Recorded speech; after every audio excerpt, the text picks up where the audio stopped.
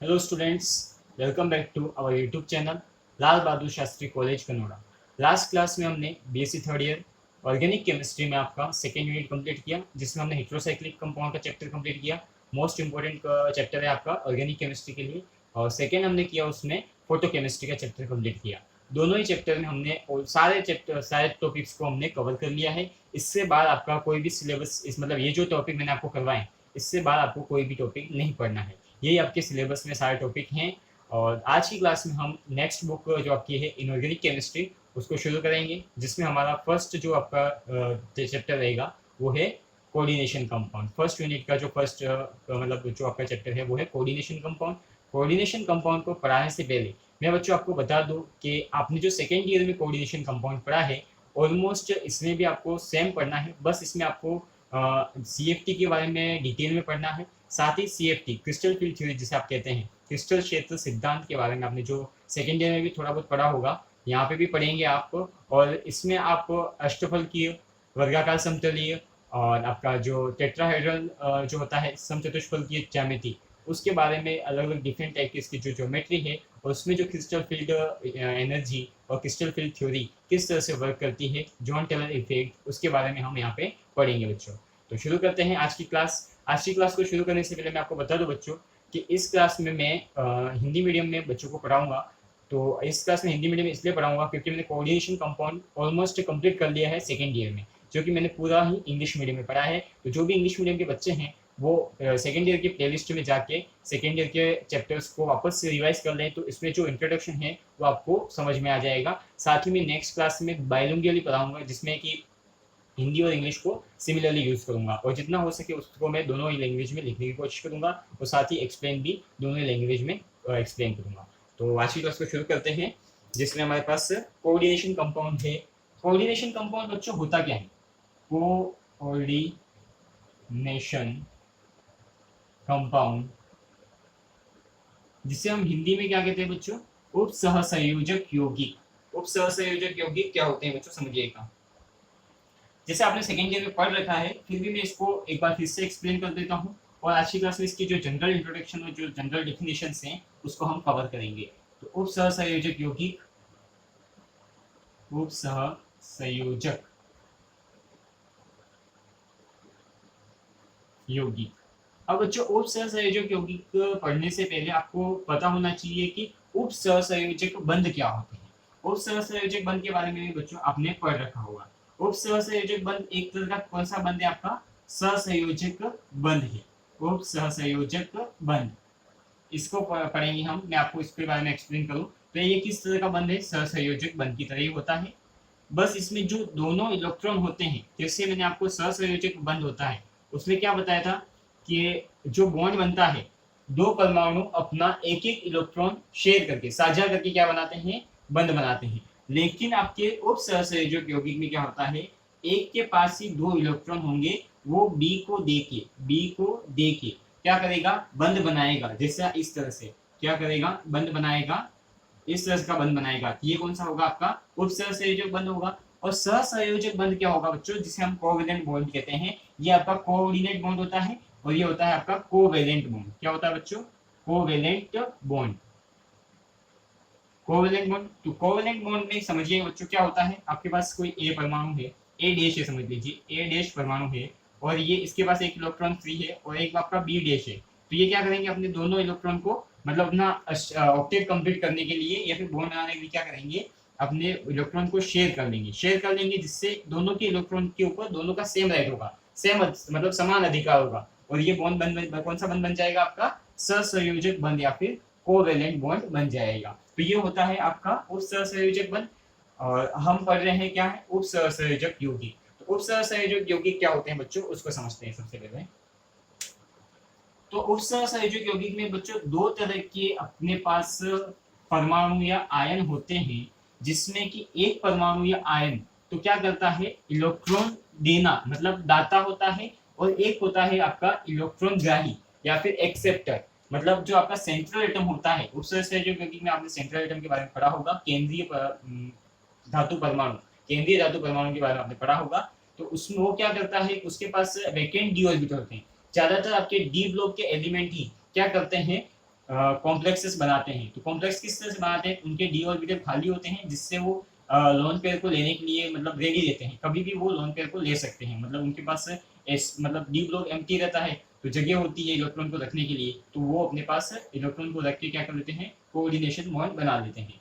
तो सबसे पहले उपसर्जक यौगिक को समझते हैं हम। केंद्रीय परमाणु, एक होता है आपका केंद्रीय परमाणु, परमाणु प्लस लिगेंड, लिगेंड मिलके क्या बनाते हैं, आपके उपसहसंयोजक यौगिक बनाते हैं, या फिर उपसहसंयोजक या फिर कॉम्प्लेक्स संकुल बनाते हैं। क्या बनाते हैं, या संकुल, या संकुल बनाते हैं। कॉम्प्लेक्स जिसे कहते हैं आप, संकुल क्या कहते हैं इसे बच्चों, कॉम्प्लेक्स, कॉम्प्लेक्स कहते हैं जिसे। तो ये बनाते हैं आपके कौन से, केंद्रीय परमाणु, जिसके पास लोन पेयर लेने के लिए जगह है। ये एक्सेप्टर होते हैं और ये क्या करते हैं, लिगेंड लोन पेयर देते हैं। हम इसकी भी परिभाषा लिखेंगे और इसकी भी लिखेंगे, दोनों को आपको अच्छे से मैं आपको समझाऊंगा। ये बहुत ही इंपॉर्टेंट टॉपिक है आपका कोऑर्डिनेशन कंपाउंड थर्ड ईयर और सेकेंड ईयर दोनों के लिए। सेकेंड ईयर वाले बच्चे भी इसमें देखेंगे कि हिंदी, जो हिंदी मीडियम वाले हैं, किस तरह से मैं इसको एक्सप्लेन कर रहा हूँ। बच्चों ध्यान से समझिएगा, अपने पास लॉकडाउन है, अभी बहुत टाइम है, तो यहाँ पे जो पढ़ाया जाएगा बच्चों इस तरह से पढ़ाया जाएगा कि आप जितनी मतलब जो भी बच्चा देखेगा उसको अच्छे से समझ में आ जाए। और ये हमेशा पढ़ा रहेगा यूट्यूब पे, आप जब भी देखना चाहें देख सकते हैं। नेक्स्ट अपन देखेंगे बच्चों संकुल आयन या फिर उपसहसंयोजक यौगिक की परिभाषा हम किस तरह से लिख सकते हैं उसके बारे में। तो समझिएगा उपसहसंयोजक यौगिक की परिभाषा को, वो भी मैं यहाँ पे हिंदी में लिखूंगा बच्चों। संकुल आयन, क्या लिखेंगे बच्चों यहाँ पे, संकुल आयन। संकुल आयन क्या होता है बच्चों, अपना कोऑर्डिनेशन कंपाउंड। संकुल आयन, संकुल आयन विद्युत आवेश युक्त, विद्युत आवेश युक्त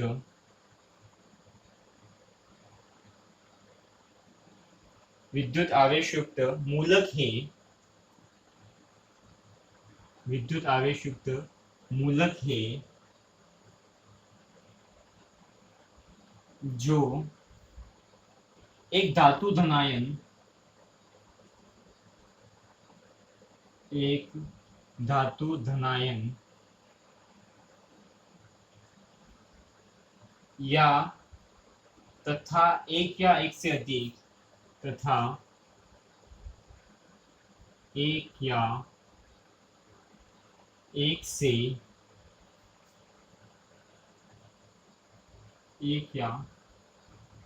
से अधिक उदासीन अणु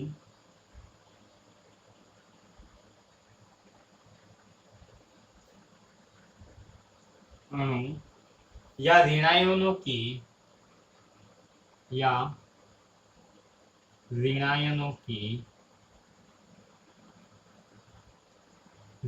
की संयोजन से, ऋणायनों की संयोजन से प्राप्त होता है, संयोजन से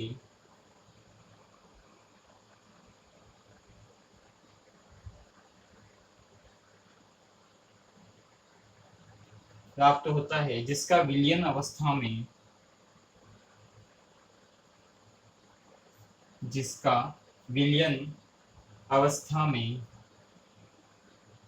बच्चों ये लाइन समझिएगा, विलयन अवस्था मतलब इसको सॉल्यूशन मतलब पानी में अगर घोलते हैं, जिसका विलयन बनाते हैं, विलयन अवस्था में, लिक्विड स्टेट में, विलयन अवस्था में,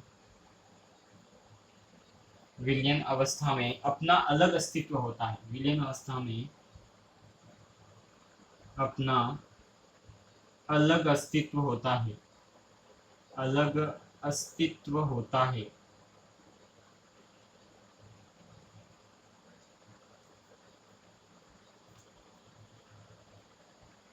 अलग अस्तित्व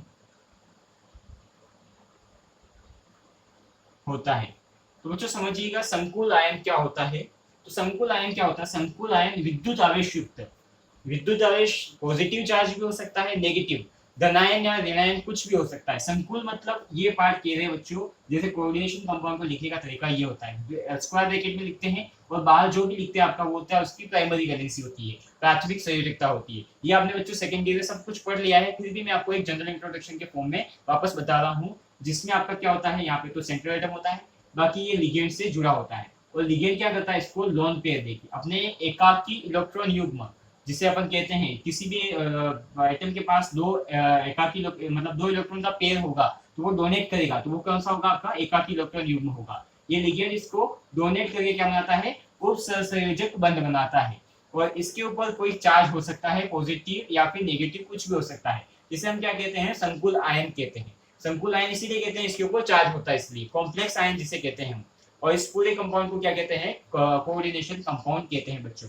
अब कॉम्प्लेक्स कंपाउंड या संकुल आयन की जब बात करें बच्चों, तो इसको जब अपन विलियन में पानी में घोलते हैं तो क्या होता है कि इसमें अगर आपका कोई भी एटम होगा, मेटल आयन होगा, और इसमें जो लिगेंड होगा, ये कभी भी अपनी प्रॉपर्टी शो नहीं करेंगे अलग अलग, ये पूरा एक मिलके क्या करेगा, इसका टेस्ट देगा। जिसमें आपको लिखाऊंगा आगे एग्जांपल, जिसमें मैं बता दूंगा कि जैसे FeCN6 है, तो Fe और Cn कभी भी अपनी प्रॉपर्टी शो नहीं करेंगे। जब भी ये कॉम्प्लेक्स बना लेंगे तो Fe और Cn का क्या करेंगे, वाटर में या फिर किसी सॉल्यूशन में अपनी प्रॉपर्टी शो नहीं करेंगे। वो कौन सी प्रॉपर्टी शो करेंगे, FeCN6 कॉम्प्लेक्स की प्रॉपर्टी शो करेंगे। तो बच्चों ये होता है अपना संकुल आयन होता है।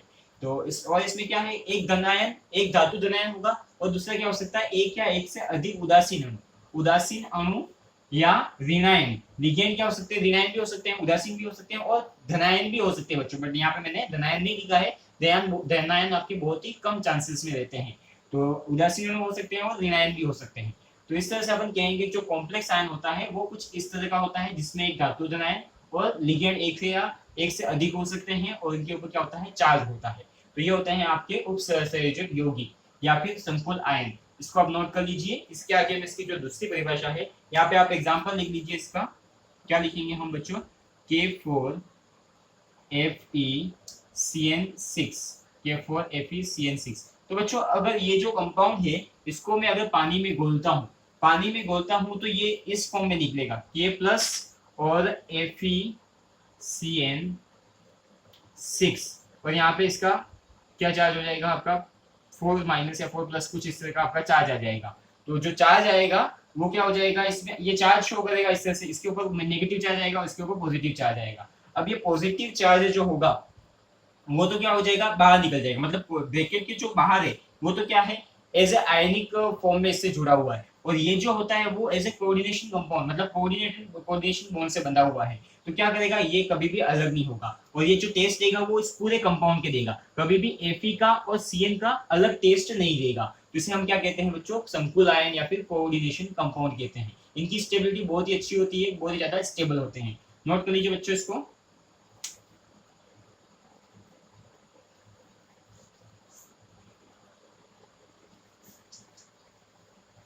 आई होप बच्चों आपने नोट कर लिया होगा। मैं इसकी जो नेक्स्ट डेफिनेशन है लिगेंड की, वो आपको लिखवाना चाहता हूँ। लिगेंड की डेफिनेशन लिखिएगा, इंपॉर्टेंट डेफिनेशन है लिगेंड के लिए।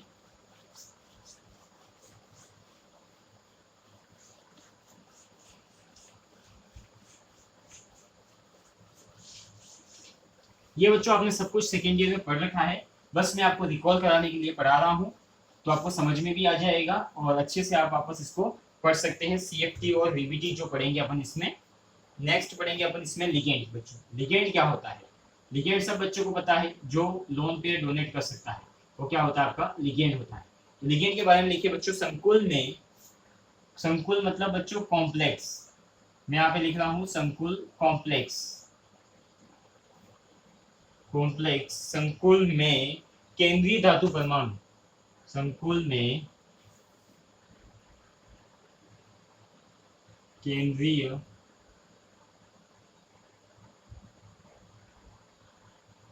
धातु परमाणु, केंद्रीय धातु परमाणु के साथ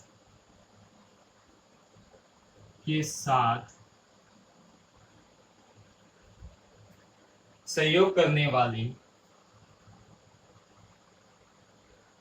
के साथ सहयोग करने वाले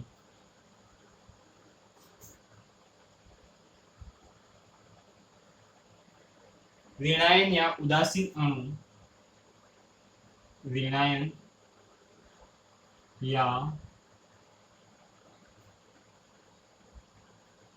उदासीन अणु, ऋणायन या उदासीन अणु जो धातु आयन को, जो धातु आयन को इलेक्ट्रॉन युग्म, इलेक्ट्रॉन युग्म प्रदान कर, इलेक्ट्रॉन युग्म प्रदान कर उपसहसंयोजक, उपसहसंयोजक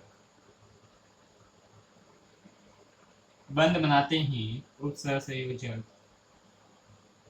बंद बनाते हैं लिगैंड कहलाते हैं।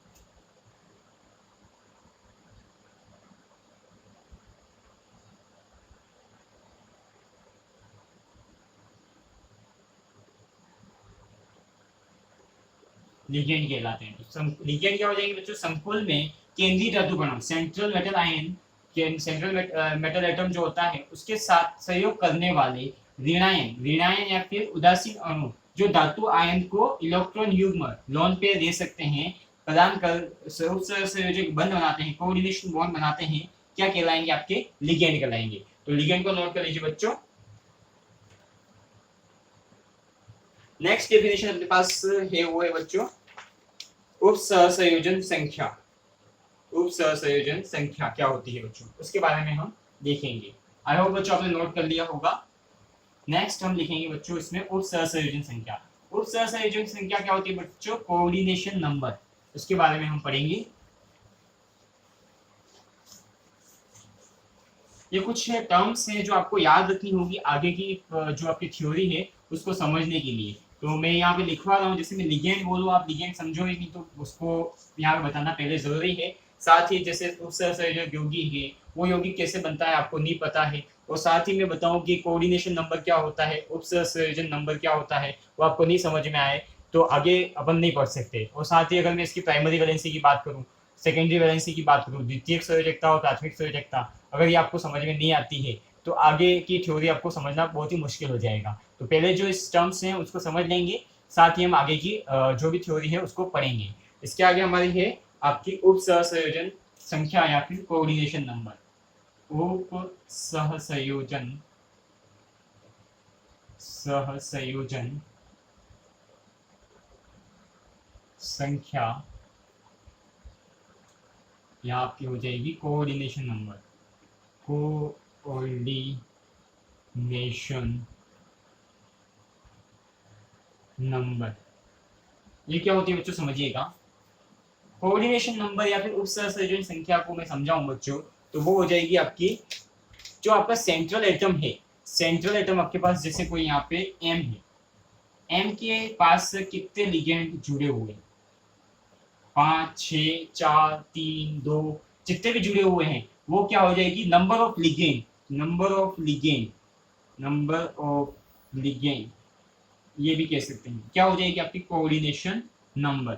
कोऑर्डिनेशन नंबर ये आपकी क्या हो जाएगी? Coordination number. Number of ligand कितने जुड़े हुए हैं वो आपकी क्या हो जाएगी? Coordination number. तो उपसहसंयोजन संख्या आपको समझ में आ गई होगी बच्चों कि किसी भी सेंट्रल एटम के चारों ओर कितने लिगेंड जुड़े हुए होंगे वो उसकी क्या हो जाएगी? उपसहसंयोजन संख्या हो जाएगी। तो लिखते हैं इसके बारे में बच्चों, इसकी जो डेफिनेशन है वो, और एग्जाम्पल भी लिखेंगे इसका। तो बच्चों देखिए, केंद्रीय धातु आयन के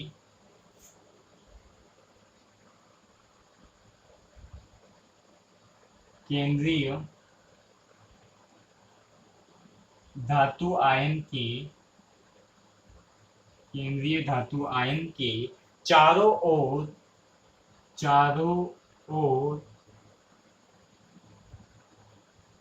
कितने चारों ओर कितने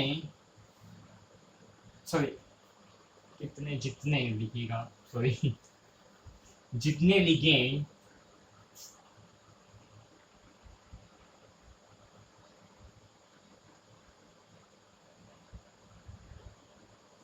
जितने लिगेंड जुड़ते हैं, जितने लिगेंड जुड़ते हैं वह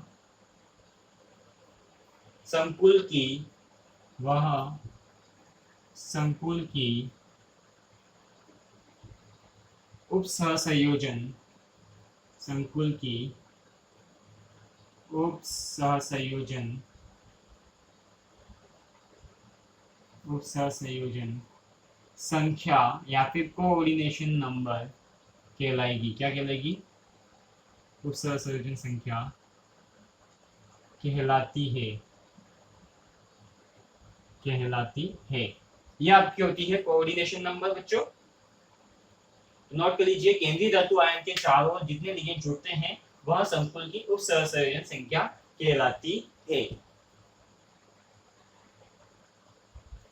आई होप बच्चों आपने नोट कर लिया होगा। नेक्स्ट अपने पास जो डेफिनेशन है वो है प्राथमिक संयोजकता या फिर प्राइमरी वैलेंसी, और दूसरी है आपके पास द्वितीयक संयोजकता या फिर सेकेंडरी वैलेंसी। ये सेकेंडरी वैलेंसी और प्राइमरी वैलेंसी के बारे में किसने बताया था? तो बच्चों वर्नर की जो हमने थ्योरी पढ़ी थी सेकेंड ईयर में, उसमें क्या बताया था? प्राथमिक संयोजकता और द्वितीयक संयोजकता के बारे में। तो वर्नर की थ्योरी अपन बताते हैं यहाँ पे। वर्नर के अनुसार, वर्नर के अनुसार क्या पढ़ेंगे हम यहाँ पे? प्राथमिक संयोजकता के बारे में या फिर प्राइमरी वैलेंसी। तो प्राथमिक संयोजकता को समझिए बच्चों। प्राथमिक संयोजकता या फिर इसको अपन कह सकते हैं आयोनाइजेबल वैलेंसी भी बोल सकते हैं, आयनिक संयोजकता भी कह सकते हैं। प्राइमरी वैलेंसी, इसका आयोनाइजेशन हो जाता है बच्चों, इसलिए इसको क्या कहते हैं? आयोनाइजेशन वैलेंसी भी बोलते हैं, प्राइमरी वैलेंसी। प्राइमरी वैलेंसी किसी धातु की, क्या लिखेंगे बच्चों यहाँ पे? किसी धातु की,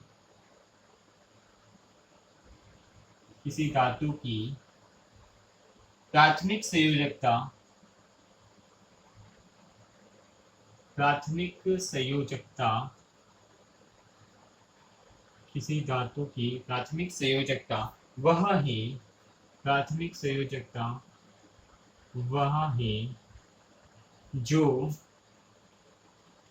वह है जो वह सरल लवणों, वह सरल लवणों,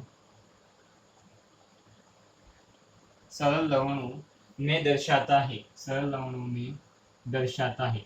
मतलब इसका मतलब समझिएगा बच्चों, जैसे ही आप किसी भी कॉम्प्लेक्स को वाटर में डिसोल्व करते हैं या फिर सॉल्यूशन में चेंज करते हैं तो उसमें से कुछ आयंस निकल जाते हैं, और जो आयंस उसमें से निकलेंगे वो उसकी क्या होगी? आपकी प्राथमिक संयोजकता या फिर प्राइमरी वैलेंसी। जैसे हम एग्जांपल देखेंगे आपको किस तरह से प्राथमिक संयोजकता को शो करते हैं, वो भी हम देखेंगे। दर्शाता है, लवणों में दर्शाता है।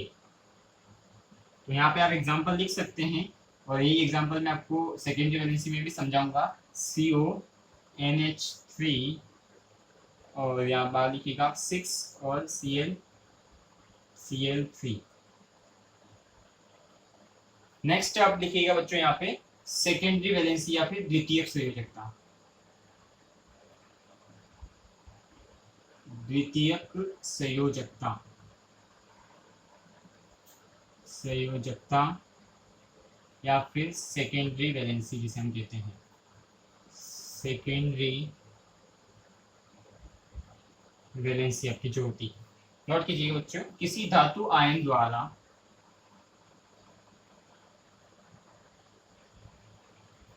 किसी धातु आयन द्वारा, किसी धातु आयन द्वारा संकुल आयन निर्माण के दौरान, संकुल आयन निर्माण, संकुल आयन निर्माण के दौरान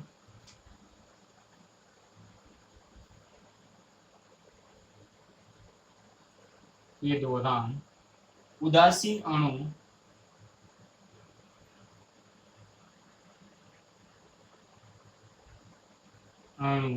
या ऋणायन हेतु, या ऋणायन हेतु दर्शाई गई ऋणायन हेतु दर्शाई गई ऋणायन हेतु दर्शाई गई संयोजकता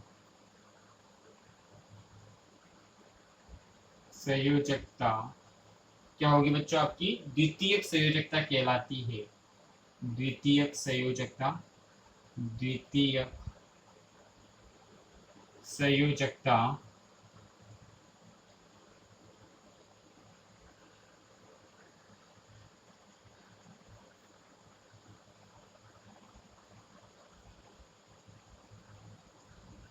आई होप बच्चों आपको समझ में आ रहा होगा द्वितीयक संयोजकता और प्राथमिक संयोजकता।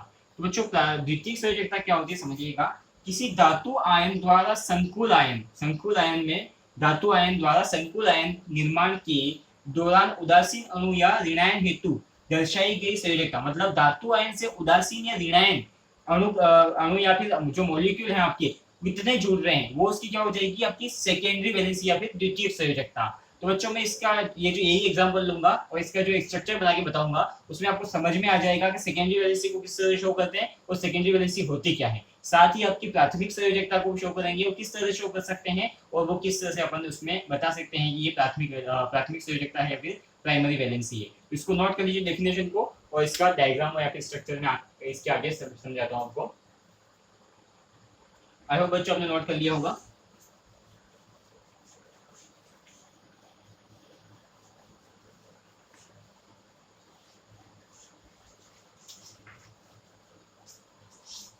तो अपने पास जो कॉम्प्लेक्स या फिर कोऑर्डिनेशन कंपाउंड है वो है बच्चों CONH3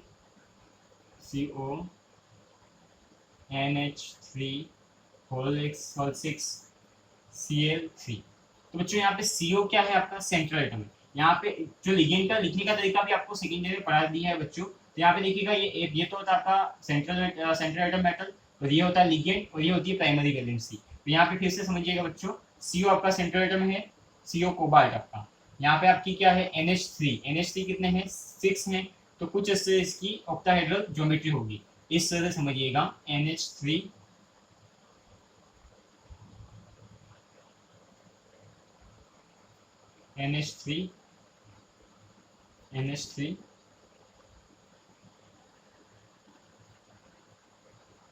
और NH3 इस तरह से NH3 जुड़ेंगे बच्चों। और साथ ही आपके जो Cl जुड़ेंगे वो किस तरह से जुड़ेंगे वो देखिएगा। ये Cl यहाँ पे इस तरह से जुड़ेगा, एक Cl यहाँ पे जुड़ेगा बच्चों, एक Cl जुड़ेगा आपका इस तरह से। तो जब भी हम प्राइमरी वैलेंसी या फिर प्राथमिक संयोजकता को बताएंगे तो कैसे बताएंगे बच्चों? डैश डैश लाइन से बताएंगे। हमेशा किसी भी कॉम्प्लेक्स में आप अगर स्ट्रक्चर बनाते हैं और प्राथमिक संयोजकता या फिर प्राइमरी वैलेंसी को बताना है तो कैसे बताएंगे? डैश डैश करके बताएंगे। और आप सेकेंडरी वैलेंसी को बताएंगे तो इस तरह से आप डार्क लाइन शो करके बताएंगे। जैसे यहाँ पे NH3 है वो आपका क्या है? सेकेंडरी वैलेंसी, द्वितीयक संयोजकता है। द्वितीयक संयोजकता को हम कैसे बताएंगे बच्चों? आपकी डार्क लाइन से बताएंगे। तो ये आपने सेकेंड ईयर में पढ़ लिया है, फिर भी मैं इसका जनरल इंट्रोडक्शन दे रहा हूँ। और इसमें अगर आप ये जो आपका कॉम्प्लेक्स है इसको आप वाटर में डिसोल्व करते हैं या फिर इसका सॉल्यूशन बनाते हैं तो सॉल्यूशन बनाते ही ये जो Cl है बच्चों यहाँ से क्या हो जाएंगे? रिमूव हो जाएंगे और इसके ऊपर पॉजिटिव चार्ज और Cl माइनस के फॉर्म में निकल जाएगा बाहर। तो ये आपका क्या हो जाएगा? मतलब ये जैसे निकल जाएंगे मतलब आयनाइजेशन हो जाएगा इनका। तो ये कौन सी वैलेंसी हो जाएगी? आपकी प्राइमरी वैलेंसी। तो इस तरह से ये प्राइमरी वैलेंसी होगी और ये नहीं निकलेंगे तो क्या हो जाएंगे? ये आपके सेकेंडरी वैलेंसी हो जाएंगे। तो इसको भी आप नोट कर लीजिए एग्जाम्पल को और साथ ही इसको बना लीजिए तो समझ में आ जाएगा आपको। इस तरह से इसकी ज्योमेट्री होती है बच्चों, please note down.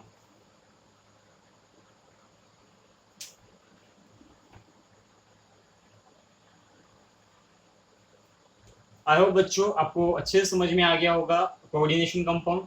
Next class में हम इसके जो मतलब VBT और फिर कुछ डेफिनेशन बची होंगी उसको देखेंगे और इसके जो प्रिंसिपल्स हैं उसको डिस्कस करेंगे। आज की क्लास के लिए थैंक यू सो मच।